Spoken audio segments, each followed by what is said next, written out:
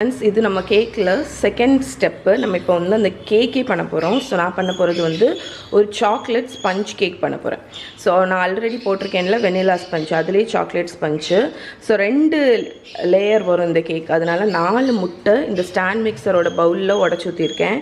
அதுக்கப்புறம் 1/2 கப் பால், 1 கப் எண்ணெய், நீங்கள் வந்து மெல்ட் பண்ண பட்டர் கூட யூஸ் பண்ணிக்கலாம். அப்புறம் 1 கப் மைதா மாவு, 1/2 கப் கொக்கோ பவுடர், அதுக்கப்புறம் பேக்கிங் சோடா வந்து 1/4 டீஸ்பூன் வேணும், 1/4 டீஸ்பூன். பேக்கிங் பவுடர் வந்து 2 டீஸ்பூன் வேணும்.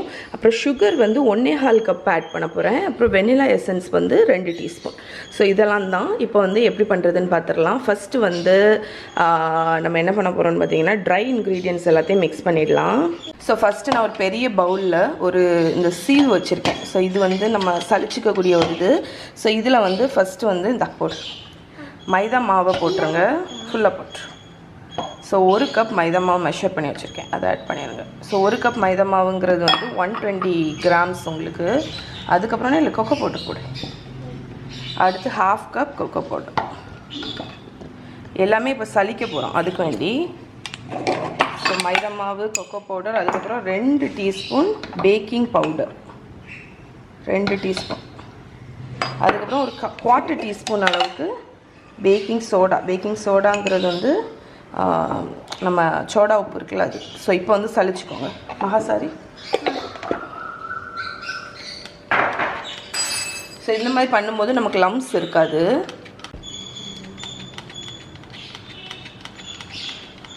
ஸோ ஆல்மோஸ்ட் சளிச்சாச்சு. இப்போ அடுத்து வெட் இன்க்ரீடியன்ட்ஸை மிக்ஸ் பண்ண போகிறோம். ஸோ ட்ரை மிக்ஸ் பண்ணதுக்கப்புறம் இதை ஒரு ஓரத்தில் வச்சிடலாம். இப்போ வெட் இன்க்ரீடியன்ட்ஸ் வந்து இந்த ஆயில் வச்சுருக்கேன், அதுக்கப்புறம் அதுலேயே பால். ஸோ 1/2 கப் பால் ஆட் பண்ணுறேன். அதுக்கப்புறம் வெனிலா எசன்ஸ் ஒரு 2 டீஸ்பூன். இது என்னோடய ஹோம்மேட் வெனிலா எசன்ஸு. உள்ள வெனிலா பீன்லாம் கிடக்கும். ஓகே, ஸோ இப்போ இதை வந்து ஒரு ஓரத்தில் வச்சிடலாம். ஸோ இந்த சாக்லேட் ஸ்பஞ்ச் கேக்குக்கு நம்ம அந்த வெனிலா பண்ண மாதிரி தான் மெயின் இதே வந்து இந்த எக்கை வந்து நல்லா ஃப்ராத்தியாக பீட் பண்ணணும். ஸோ 4 முட்டை வந்து இந்த மிக்சரில் வச்சுருக்கேன். நீங்கள் வந்து உங்களுக்கு ஸ்டாண்ட் மிக்சர் இல்லை அப்படின்னா நீங்கள் ஜஸ்ட் நம்ம ஹேண்ட் மிக்ஸ் இருக்கும் தெரியுமா, சாதா விஸ்க் இல்லை, எலக்ட்ரிக் ஹேண்ட் மிக்சரில் மிக்ஸ் பண்ணுங்கள். ஏன்னா இந்த ஃப்ராத்தியாக நீங்கள் கையில் வச்சு பண்ணவே முடியாது. அதனால் உங்ககிட்ட ஒன்று எலக்ட்ரிக் ஹேண்ட் மிக்சர் வேணும், அப்படி இல்லைன்னா மிக்சியில் கூட நீங்கள் பண்ணிக்கலாம்னு நினைக்கிறேன். ஸோ நான் ட்ரை பண்ணதில் மிக்சியில் கூட நீங்கள் விப் பண்ணலாம். ஸோ இப்போ தான் விப் பண்ண ஆரம்பிச்சிருவோம். ஸோ இது வந்து எப்படியும் ஒரு 5 நிமிஷமாக தான் ஆகும். ஓகே, ஸோ நல்லா விப் ஆகட்டும்.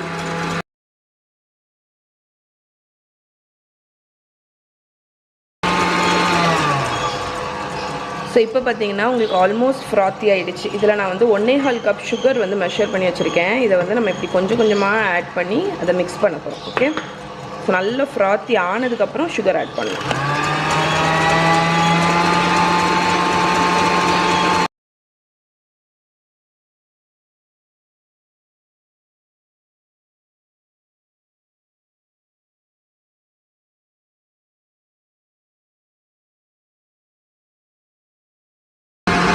ஸோ நம்ம எக் வந்து நல்ல விப் ஆயாச்சு. இப்போ நான் இதை ஆஃப் பண்ணிட்டேன். இப்போ இதை வந்து நம்ம மற்ற இன்க்ரீடியன்ட்ஸ் எல்லாம் கையில் வச்சே மிக்ஸ் பண்ண போகிறோம். ஸோ இதை வந்து பவுல் எடுத்துடலாம்.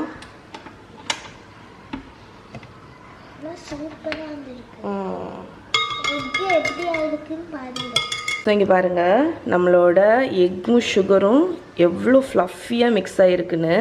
இப்போ நம்ம வந்து நம்ம ட்ரையும் வெட்டும் ஆட் பண்ணி ஜென்டிலாக மிக்ஸ் பண்ண போகிறோம். ஸோ ரொம்ப ஸ்லோவாக ஃபோல்ட் பண்ணணும், இல்லைன்னா இந்த ஏரினஸ் எல்லாமே போயிடும். ஓகே, ஸோ அதுக்கிடையில் நான் சொல்லணும்னு நினச்சது வந்து 2 ரவுண்ட் கேக் பேனில் கீழே பார்ச்மெண்ட் பேப்பர் போட்டு ரெடியாக எடுத்து வச்சுருக்கேன். ஸோ இந்த பேட்டர் ரெடி ஆனோன்னா நம்ம ஊற்றிடலாம். அதே மாதிரி அவனை வந்து 180 டிகிரி செல்சியஸ்க்கு ப்ரீஹீட் பண்ணியிருக்கேன். ஓகே, ஸோ இப்போ வந்து ஃபஸ்ட்டு நம்ம எதை ஆட் பண்ண போகிறோம்னு பார்த்தீங்கன்னா பாதி ட்ரை இன்க்ரீடியண்ட். ஓகே, அதே மாதிரி பாதி ஆட்டு வெட் இன்க்ரீடியண்ட். ஸோ இப்போ பாதி வெட் இன்க்ரீடியண்ட் ஆட் பண்ணிடலாம். ஸோ இப்போ ஜென்டிலாக ஃபோல்ட் பண்ணி விடுவேன்.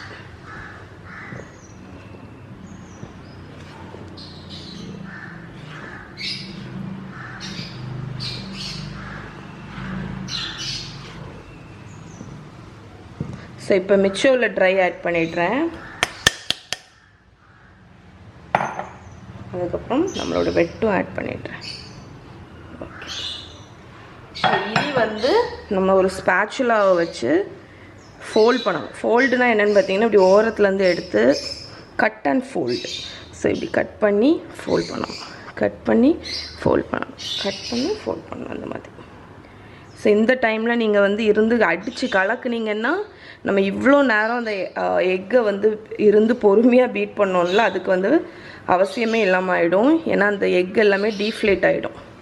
அதனால் மெல்லமாக மிக்ஸ் பண்ணுங்கள். இந்த மாதிரி கட் பண்ணி ஃபோல்ட் பண்ணணும், கட் பண்ணி fold, cut and fold. So இங்கே பாருங்கள், நம்மளோட பேட்டர் எல்லாமே நான் மிக்ஸ் பண்ணிட்டேன். இப்போ இதை வந்து நம்ம ரெடியாக வச்சுருக்கிற கேக் பேனில் ஊற்றிடலாம். ஆர்த்தி எப்போ கேக் பண்ணுவா, நம்ம எப்போ வந்து சாப்பிட்லான்னு எறும்பு வெயிட் பண்ணிட்டுருக்கு. சரி, நம்ம இப்போ கேக் பேனில் ஊற்றிடலாம். செம்ம லைட்டாக இருக்குது கேக் பேட்டரு, அப்படி பஞ்சு மாதிரி இருக்குது. பஞ்சு மாதிரி இல்லையே, அப்படி ஏரியாக இருக்குது, மூஸ் மாதிரி இருக்குது. அவனில் வச்சு 180 டிகிரி செல்சியஸ் அவனில் ஒரு 35 to 40. ஓகே, ஸோ 30 மினிட்ஸ்லேருந்து செக் பண்ண ஆரம்பிச்சிருங்க. ஸோ பேக் பண்ணி எடுத்துகிட்டு காணிக்கிறேன். ஸோ நம்மளோட சாக்லேட் ஸ்பஞ்ச் கேக் வந்து பேக் ஆகிடுச்சு. இது கம்ப்ளீட்டாக கூலும் ஆகிடுச்சு. எனக்கு டோட்டலாக 30 மினிட்ஸ் பேக் ஆச்சு. ஓகே, இப்போ நம்ம இதை அன்மோல்ட் பண்ணிடலாம். ஸோ எப்போவுமே ஸ்பஞ்ச் கேக் வந்து ஃபுல்லாக கூல் ஆனோன்னா அன்மோல்ட் பண்ணுங்கள்.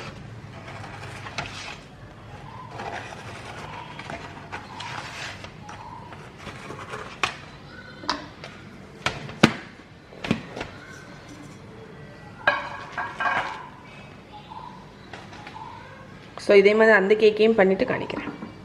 ஓகே, ஸோ நம்மளோட விப் சாக்லேட் கனாஷ் ரெடி ஆகிடுச்சு. அதோட டெக்ஸ்டரை பாருங்கள். நான் சொன்ன மாதிரி சாக்லேட் மூஸ் மாதிரி இருக்குது பார்த்தீங்களா? ஓகே, ஸோ இப்போ இதை வச்சு தான் நம்ம வந்து ஐசிங் பண்ண போகிறோம். ஸோ ஐசிங் பண்ண நம்மளோட ஐசிங் கேக் ஸ்டாண்ட் எடுத்தாச்சு.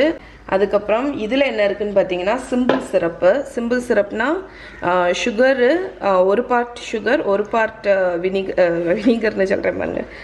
இப்போ வந்து 1/4 கப் சுகர்னா 1/4 கப் தண்ணி, அதுக்கப்புறம் 1 டீஸ்பூன் வெண்ணிலா எசன்ஸ் ஊற்றி அந்த சுகர் கரையிற வரைக்கும் வச்சுட்டு அதை எடுத்து வச்சுருக்கேன். ஸோ இதை வச்சு தான் ப்ரஷ் பண்ண போகிறோம். ஸோ கேக் நல்லா மாய்ஸ்டாக இருக்கும்.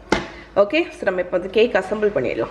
ஸோ கேக்கை வந்து கேக் ஸ்டாண்டில் வச்சுட்டேன். சுற்றிலும் இந்த மாதிரி பார்ச்மெண்ட்டை வச்சு ஸ்ட்ரிப்பாக கட் பண்ணி வச்சுருக்கேன். இப்போ வந்து சிம்பிள் சிரப் இருக்குல்ல, இந்த சிம்பிள் சிரப்பை வச்சு மேலே வந்து சோக் பண்ணிவிடுங்க கேக்கை.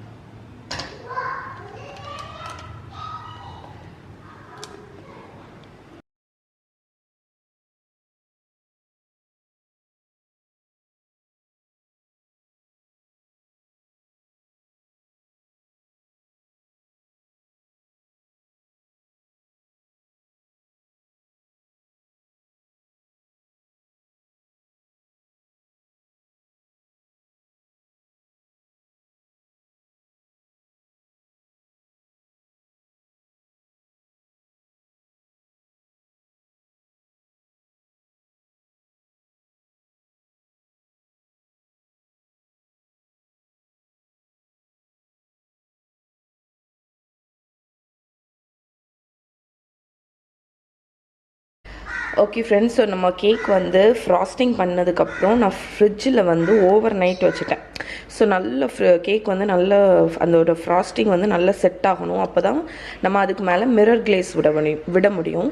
ஸோ மிரர் கிளேஸ் பண்ணுறதுக்கு உங்களுக்கு வந்து 1.25 கப் சுகர் வச்சுருக்கேன், 1 cup cocoa powder, 1.5 table spoon gelatin, அதுக்கப்புறம் வந்து 1/2 கப் க்ரீமு, 1/2 கப் தண்ணி. ஓகே, ஸோ இப்போ வந்து இது எல்லாத்தையுமே சேர்த்து கொதிக்க வைக்க வேண்டியதான். அதில் ஃபஸ்ட்டு ஸ்டெப் என்னென்னு பார்த்தீங்கன்னா, இந்த ஜெலட்டினில் கொஞ்சம் தண்ணி ஆட் பண்ணிக்கோங்க.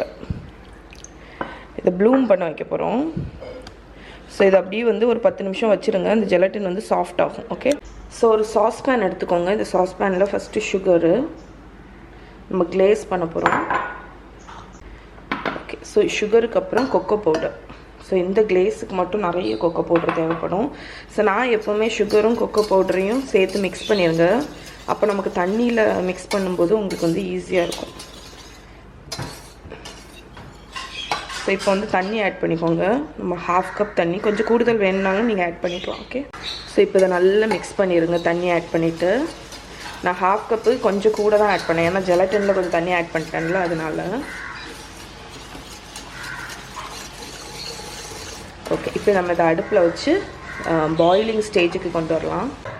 ஸோ இப்போ இதை வந்து நல்லா மிக்ஸ் பண்ணிகிட்டே இருங்க. மிக்ஸ் பண்ணாமல் இருக்காதீங்க, அடி பிடிச்சிரும். ஓகே, இது நல்லா கொதிக்கணும். இது லைட்டாக கரைஞ்சி வரும்போது நம்ம க்ரீம் ஆட் பண்ண போகிறோம்.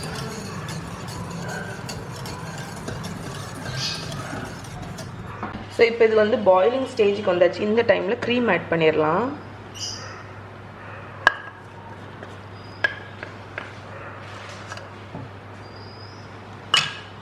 ஸோ நான் ஏன் மிக்ஸ் பண்ணிகிட்டே இருக்கணும்னு சொல்கிறேன்னா, இதில் கொக்கோ கண்டென்ட் ஜாஸ்தி. ஸோ கொக்கோ பவுடர் வந்து பேர்ன் ஆகிறதுக்கு சான்ஸ் இருக்குது. அதனால தான் மிக்ஸ் பண்ணிகிட்டே இருக்கணும்னு சொல்கிறேன். ஸோ 30 செகண்ட்ஸ் கொதிச்சாச்சு. அடுப்பை ஆஃப் பண்ணிட்டேன். அடுப்பை ஆஃப் பண்ணிவிட்டு நம்ம ஜெலட்டின் வச்சுருக்கோம் தெரியுமா, அது சாஃப்டாக இருக்கும். அந்த ஜெலட்டின் ஆட் பண்ணிடுங்க. ஸோ ஜெலட்டினை வந்து அடுப்பை ஆஃப் பண்ணிவிட்டு ஆட் பண்ணிவிட்டு நல்லா மிக்ஸ் பண்ணிடுங்க. அந்த ஜெலட்டின் வந்து கம்ப்ளீட்டாக கரையணும்.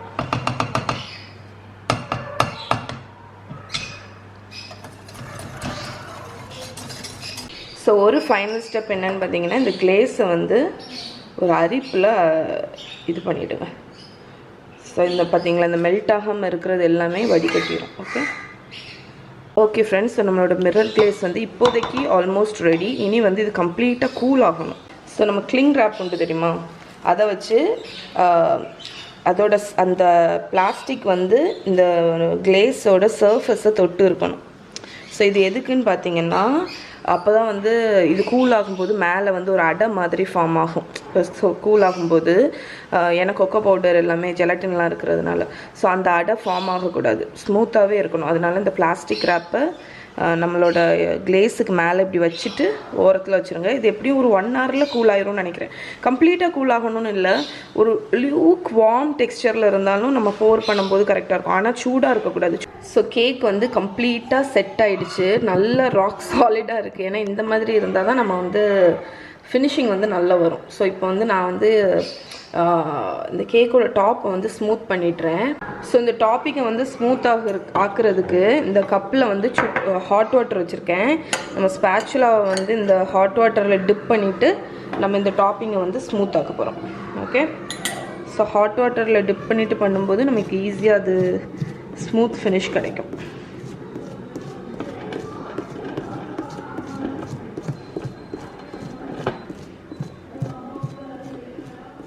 ஸோ ஸ்மூத்தாக வந்து டாப்பை ஃபுல்லாக ஸ்மூத்தாக என்னால் முடிஞ்ச வரைக்கும் ஸ்மூத்தாக பண்ணிட்டேன். இப்போ வந்து நம்ம இதை மிரர் கிளேஸ் கொடுத்துடலாம். ஆனால் இதை கொடுக்க முன்னாடி இதை வந்து நம்ம ஒரு ஒயர் ரேக்கில் மாற்றணும். ஓகே, ஸோ ஒரு ட்ரே வச்சுருக்கேன், அதுக்கு மேலே இந்த ஒயர் ரேக் வச்சுருக்கேன். அப்போ தான் நம்ம இந்த கிளேஸை விடும்போது எக்ஸஸ் எல்லாம் கீழே வடியும். ஓகே, அதுக்கு வேண்டி ஒரு ட்ரே வச்சுக்கோங்க. இப்போ இந்த கேக்கை மாற்றிடலாம்.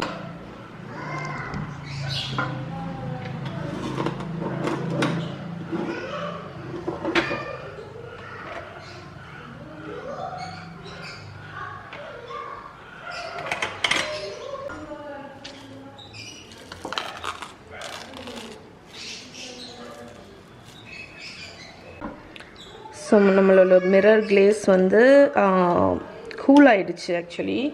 ஸோ வார்மாக இருக்கணும், சரியா? அதை செக் பண்ணிக்கோங்க. அதுக்கப்புறம் ரொம்ப போட்டு மிக்ஸ் பண்ணாதீங்க, பபிள்ஸ் எதுவுமே இருக்கக்கூடாது மேக்ஸிமம். பட் எவ்வளோ க்ளாஸியாக இருக்குது பாருங்கள். இப்போ நம்ம இதை ஊற்றிடலாம். ஓகே, ஸோ நம்ம இப்போ வந்து கிளேஸை மேலே ஊற்றக்கூடிய நேரம் வந்துடுச்சு.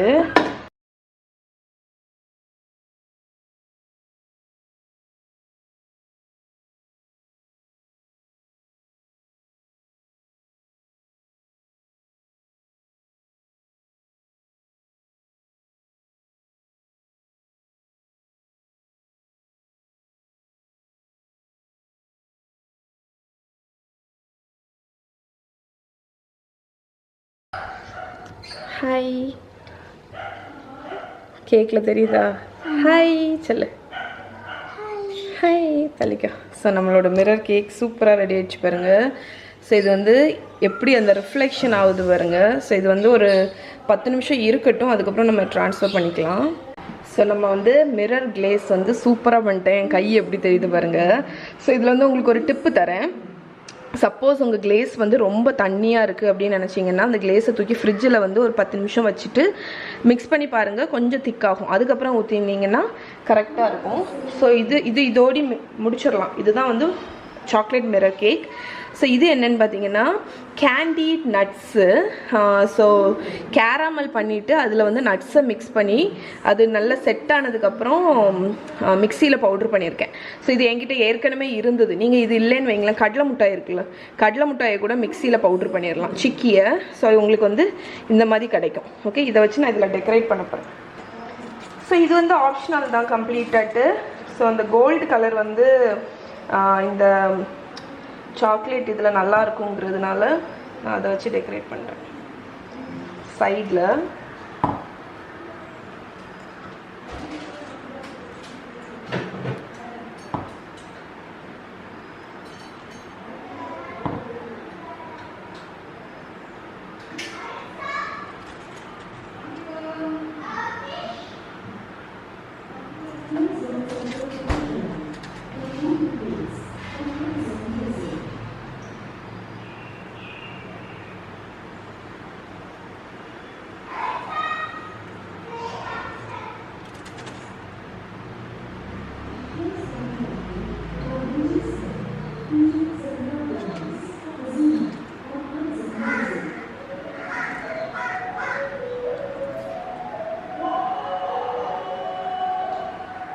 ஸோ இப்போ வந்து இந்த கேக்கை கேர்ஃபுல்லாக எடுத்து நம்ம இதில் வைக்க போகிறோம். ஸோ இதுதான் வந்து ரொம்ப இம்பார்ட்டண்ட்டான பார்ட்.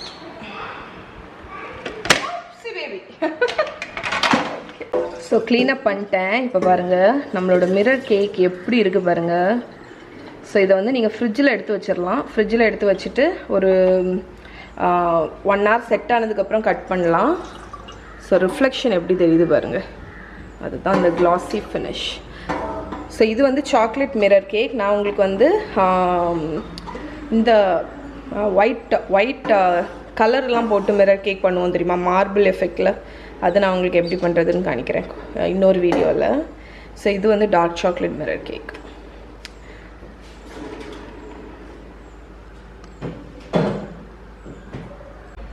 ஓகே ஃப்ரெண்ட்ஸ், ஸோ நம்ம கேக்கை வந்து கட் பண்ணிடலாம்.